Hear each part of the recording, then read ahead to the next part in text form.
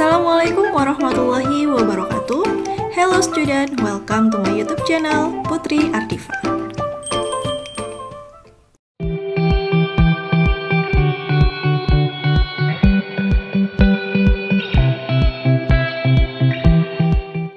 Activity 7. Read the following letter. Complete the letter with the words given.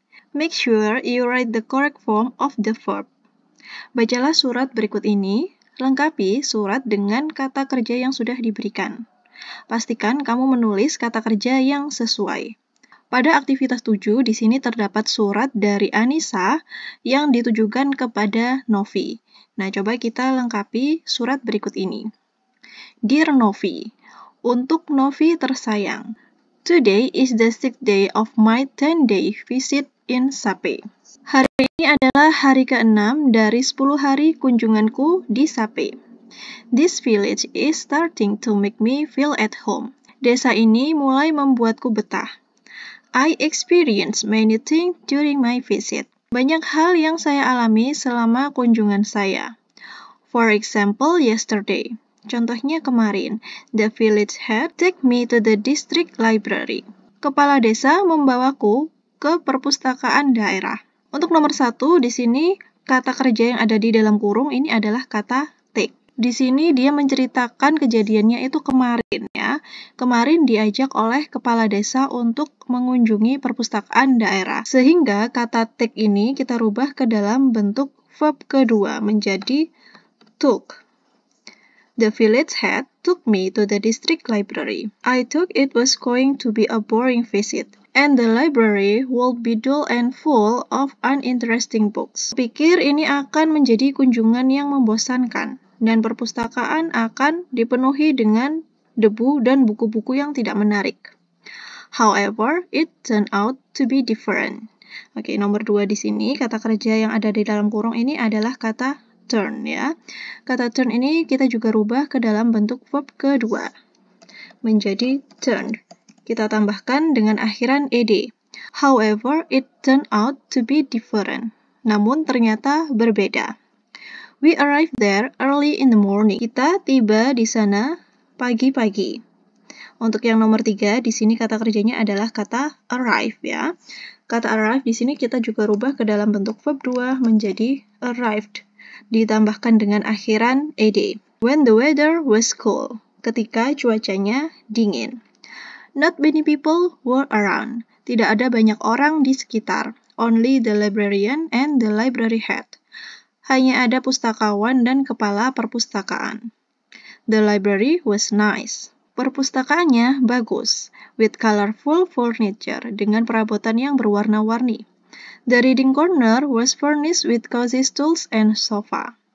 Sudut baca dilengkapi dengan bangku dan sofa yang nyaman. At about 10, a group of students come with a teacher. Sekitar pukul 10, sekelompok murid datang bersama seorang guru. Untuk nomor 4, di sini kata kerjanya adalah kata come ya. Kata come di sini kita juga rubah ke dalam bentuk verb kedua menjadi came. Kemudian untuk nomor berikutnya, their school have program regular visit to the library. Untuk kata have di sini kita rubah ke dalam bentuk verb kedua menjadi had. Sekolah mereka memiliki program reguler yaitu mengunjungi perpustakaan. The student then happily roam the library. Untuk nomor 6 kata roam ini kita rubah ke dalam bentuk verb kedua ditambah dengan akhiran ed ya. Murid-murid kemudian dengan senang hati mengelilingi perpustakaan. After choosing the books they want to borrow. Setelah memilih buku, mereka ingin, nah di sini untuk borrow ini kita tidak merubah ke dalam bentuk verb kedua ya, karena diikuti kata to. Sehingga untuk borrow ini kita tetap seperti yang ada di dalam kurung. Setelah memilih buku, mereka ingin meminjam. The student went to the librarian's desk and show the books. Nah, untuk yang nomor 8, kata show ini kita rubah ke dalam bentuk verb kedua. Ditambahkan dengan akhiran ed. The librarian record the books. Nah, untuk nomor 9, kata record ini juga kita rubah ke dalam bentuk verb kedua, yaitu recorded. And give them some point. Nah, untuk nomor 10, kata give ini kita rubah ke dalam bentuk verb kedua menjadi Give, ya. The books and gave them some point. Memberi mereka beberapa poin. The visitors could redeem the point to get merchandise provided by the library. Pengunjung dapat menukarkan poin untuk mendapatkan cenderamata yang disediakan oleh perpustakaan. I was amazed that this small district has such a great program. Aku sangat kagum bahwa kecamatan yang kecil tersebut memiliki program yang luar biasa. I was ashamed for having thought that the visit would be boring. Aku merasa malu karena mengira kunjungan ini akan membosankan. It's true that we should not judge a book by its cover. Bahwasannya benar jika kita tidak boleh menilai buku dari covernya saja. I'm coming home next week. Aku akan pulang minggu depan. But I believe I'm going to have more exciting experience to share because we are heading to Komodo Island tomorrow. Wait for my next story. Tapi aku yakin akan ada pengalaman yang lebih seru untuk dibagikan karena besok kita akan menuju ke Pulau Komodo. Tunggu ceritaku selanjutnya. Love, Anissa. Nah, itu tadi merupakan surat dari Anissa yang ditujukan kepada Novi. Di sini Anissa menceritakan pengalamannya ketika berada di desa Sape. Activity 8. After you complete the letter in Activity 7, read the letter in front of the class. Pada aktivitas 8, setelah kalian melengkapi surat yang ada di aktivitas 7 tadi, coba kalian baca surat tersebut di depan kelas. Lanjut untuk Activity 9. Based on the letter in Activity 7, correct the following statement. Number 1 has been done as an example. Berdasarkan surat pada aktivitas 7, tuliskan pernyataan yang benar dari pernyataan berikut ini. Nah, contohnya ada di nomor 1. Anissa visit the district library with her teacher. Anissa mengunjungi perpustakaan desa dengan gurunya. Nah, apakah tadi Anissa bercerita demikian? Tidak ya, Anissa mengunjungi dengan kepala desa, sehingga pernyataan nomor 1 ini kita tuliskan kembali dengan pernyataan yang benar, yaitu Anissa didn't visit the district library with her teacher. Anissa tidak mengunjungi perpustakaan dengan gurunya. Tetapi, she visited it with the head village. Tetapi dia mengunjungi bersama dengan kepala desa. Untuk nomor 2, Anissa arrived there in the afternoon. Anissa tiba di sana pada sore hari. Apakah benar pernyataan tersebut? Pernyataan tersebut kurang benar. Anissa tidak tiba pada sore hari, tetapi dia tiba pada pagi hari. Anissa didn't arrive there in the afternoon. She arrived in the morning. Untuk nomor 3, the student came to the library in the evening. Murid-murid datang ke perpustakaan pada sore hari. Untuk pernyataan nomor 3 ini juga tidak benar ya. Murid-murid mengunjungi perpustakaan pada pagi hari, pada jam 10 ya. Untuk soal nomor 4, after choosing the books, the student went home. Setelah memilih buku, murid-murid kemudian pulang. Nah, apakah nomor 4 ini benar? Nah, setelah memilih buku, murid-murid itu tidak langsung pulang ya. After choosing the books, the student didn't go home. They show the books to the librarian. Mereka setelah mengambil buku itu menunjukkan kepada petugas perpustakaan ya. Untuk nomor 5, after recording the books, the librarian gave the student some money. Setelah mengecek buku, petugas perpustakaan memberi murid-murid beberapa uang. Apakah nomor 5 ini pernyataan tersebut benar? Tidak ya, petugas perpustakaan tidak memberi uang, tetapi mereka atau petugas perpustakaan tadi memberikan reward, yaitu dengan cara menukarkan poin. Untuk nomor 6, Anissa will be back home this week. Anissa akan kembali lagi minggu ini. Nah, pernyataan ini juga kurang benar ya. Anissa didn't come back home this week. Anissa tidak pulang minggu ini. She will come back home next week. Dia akan pulang minggu depan ya, bukan pada minggu ini. Activity 10. Read the following proverb. Discuss with your friend. Do you know what it means? Is there any proverb in Bahasa Indonesia which has a similar meaning? Pada aktivitas 10 ini kita akan belajar tentang peribahasa. atau dalam bahasa Inggris disebut dengan proverb. Diskusikan dengan teman kalian. Pada aktivitas 10 ini terdapat proverb atau peribahasa yang bertuliskan "Don't judge a book by its cover", yang artinya jangan menilai buku dari sampulnya. Nah, makna dari peribahasa tersebut apa sih? Ada yang tahu? Nah, makna dari peribahasa tersebut itu adalah jangan menilai seseorang dari luarnya. Jadi jika kita mengenal seseorang, dekat dengan seseorang, itu kita tidak boleh menilai hanya dari penampilan luarnya saja ya. Tetapi kita harus lebih mengenal lagi bagaimana sih karakter dan sifat dari orang yang kita kenal tersebut. Activity 11, match the proverb with their meaning. Pada aktivitas 11 ini, kalian diminta untuk mencocokkan peribahasa dan juga arti dari peribahasa tersebut. Baiklah, untuk yang nomor 1, di sini ada peribahasa yang pertama, "A bird in the hand is worth two in the bush", yang artinya, seekor burung di tangan bernilai 2 di semak-semak. Nah, maksud dari peribahasa itu apa sih? Arti dari peribahasa tersebut yang sesuai adalah ada pada pilihan yang A. If you have something, keep it. Don't take the chance of losing it in order to get something better. Artinya, jika kamu memiliki sesuatu, jagalah itu. Jangan mengambil kesempatan dan menghilangkan yang kamu punya dengan tujuan untuk mendapatkan yang lebih baik.